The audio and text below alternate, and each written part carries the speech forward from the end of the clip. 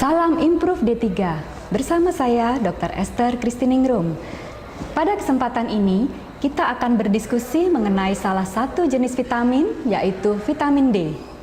Seperti yang telah kita ketahui, bahwa vitamin merupakan salah satu zat gizi yang sangat diperlukan oleh tubuh.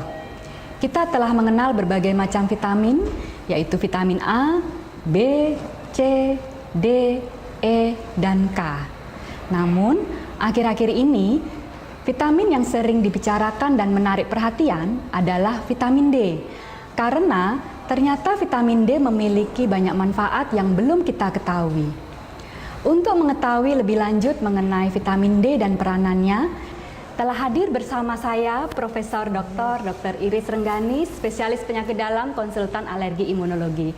Halo Prof, apa kabar? Baik. Sehat Prof? Alhamdulillah sehat. Terima kasih ya Prof ya atas kesediaannya untuk meluangkan waktu untuk berdiskusi mengenai vitamin D ini Prof. Prof, kalau dulu waktu sejak zaman SD, kita kan sudah belajar ya Prof ya mengenai berbagai macam vitamin, mulai dari vitamin A, vitamin B, vitamin C, D, E, dan K.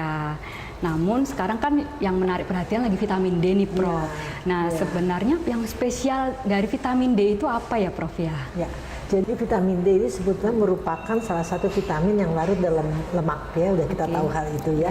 Dan tapi dia berperan dan mempertahankan kesehatan tubuh secara keseluruhan dan dia mencegah suatu penyakit juga. Ya. Jadi nggak hanya berperan pada kesehatan tulang dan gigi saja, tetapi juga dapat dia dibentuk oleh sinar matahari melalui kulit ya. Kemudian setelah itu barulah dibentuk vitamin D melalui proses dalam tubuh kita.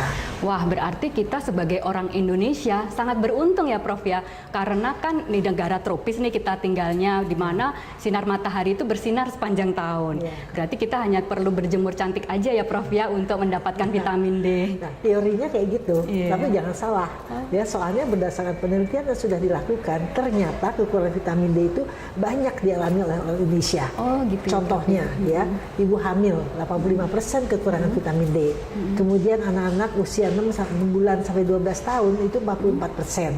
Wanita 18 sampai 40 tahun kekurangan vitamin D mencapai 63%. Dan pada lansia ternyata 78,2%. Padahal kita hidup penuh dengan matahari, negara tropis. Tapi karena kebanyakan kita juga berangkat pagi, pulang malam, kapan terkena sinar matahari seperti itu. Wah, ternyata banyak sekali ya Prof ya orang Indonesia yang mengalami kekurangan vitamin D.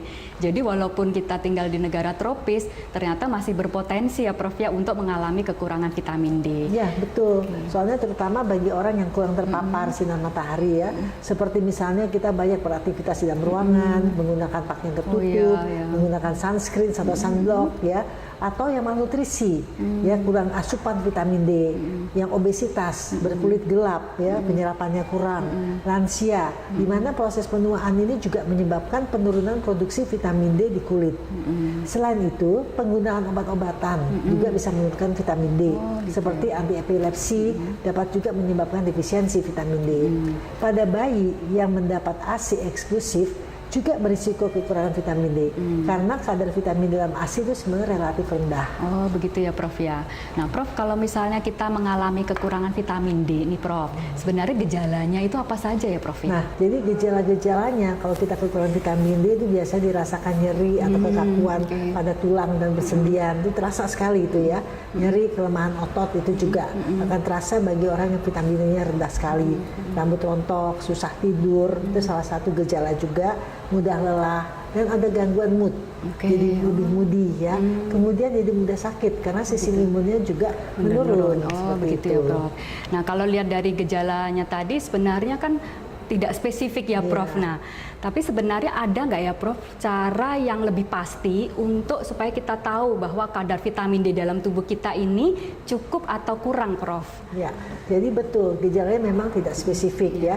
Satu-satunya cara adalah dengan melakukan cek lab, periksa darah ya, dengan pemeriksaan kadar 25 OH vitamin D ya dengan pengambilan sampel darah. Nggak sulit sebetulnya. Ke lab kita minta periksa vitamin D ya. Jika vitamin D itu kira-kira di atas 30 nanogram per mililiter, maka itu masuk kategori sufisien. Artinya dia cukup vitamin D. Tapi kalau di bawahnya berarti dia kekurangan vitamin D. Oh, jadi sebenarnya memang perlu ya Prof ya untuk melakukan pemeriksaan kadar vitamin D dalam tubuh.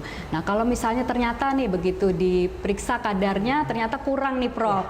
Nah, akibatnya apa ya Prof nanti ke depannya gitu Prof? Jadi kekurangan vitamin D itu ternyata dapat menimbulkan berbagai macam masalah serius ya. Seperti terjadinya riketsia, stunting ya pada anak, juga osteomalacia, melunaknya tulang pada orang dewasa. Dan banyak penelitian mengatakan bahwa dengan terjadinya kekurangan vitamin D erat hubungannya dengan osteoporosis, gangguan metabolik seperti diabetes, penyakit kardiovaskuler, depresi, keganasan, serta gangguan imun sistem. Nah ini semua kepada penyakit autoimun itu biasanya mengalami kekurangan vitamin D sehingga dia membutuhkan suplementasi vitamin D. Karena ada beberapa penyakit autoimun yang memang nggak boleh kena matahari. Oh gitu, ya, sehingga perlu suplementasi ya. seperti itu. Nah, pada penyakit autoimun, vitamin D itu dapat membantu menurunkan keparahan. Justru jadi lebih parah kalau kurang vitamin D. Jadi kita mengharapkan adanya vitamin D itu penyakit autoimun itu lebih bisa terkontrol, ya, terutama nyeri sendinya itu akan terasa sekali dan lebih cepat capeknya itu lebih berkurang dengan adanya vitamin D. Wah, ternyata banyak ya Prof ya manfaat vitamin D terhadap penyakit autoimun ya Prof ya. Oke. Nah, kalau seperti itu berarti kan vitamin D itu memang diperlukan bagi tubuh. Tapi sebenarnya bagaimana ya Prof cara supaya kita ini bisa terpenuhi kebutuhan akan vitamin D nih Prof? Meskipun vitamin D bisa dapat dari sinar matahari dan makanan, namun seringkali masih belum cukup untuk memenuhi kebutuhan vitamin D kita hari-hari. Ya, banyak hal yang mempengaruhi vitamin D itu ya. Misalnya berapa lama dia harus berjemur di bawah terik matahari, berapa banyak bagian kulit yang harus terpapar, dan berapa banyak makanan yang kaya akan vitamin D yang harus dimakan dan lain sebagainya. Sehingga cara yang paling efisien adalah suplementasi vitamin D. Itu salah satu cara yang memang kita berikan pada penyakit autoimun ya. Nah, kemudian yang terkait mengenai pemberian vitamin D nih Prof, sebenarnya berapa ya Prof dosis yang dianjurkan untuk mengatasi kekurangan vitamin D itu Prof? Ini dosis yang diberikan itu bervariasi ya, tergantung dari kadar vitamin D dalam darah. Dan jika dia defisiensi, artinya kekurangan vitamin D, kita bisa berikan 3.000 sampai 5.000 internasional unit ya per hari selama 6 sampai 12 minggu. Ya, tapi jika insufisiensi, ya insufisiensi itu artinya dia masih di atas defisiensi sudah mendekati normal, bisa diberikan 1.000 sampai 2.000 internasional unit per hari. Jadi kira-kira itu bisa kita untuk pencegahan dan pemeliharaan pun bisa kita berikan 400 sampai 1.600 internasional unit per hari. Jadi itu memang belum ada yang baku ya, tapi yang ada beberapa rekomendasi yang bisa kita pakai ya. Jadi pemeriksaan kadar vitamin D itu dapat dilakukan kembali setelah 3 bulan dari pemeriksaan awal. Begitu ya Prof ya. Baik Prof, terima kasih banyak atas informasi yang penting Prof mengenai vitamin D yang tentunya akan sangat bermanfaat buat kita semua. Jadi, walau kita tinggal di negara tropis, kita masih berpotensi untuk mengalami kekurangan vitamin D.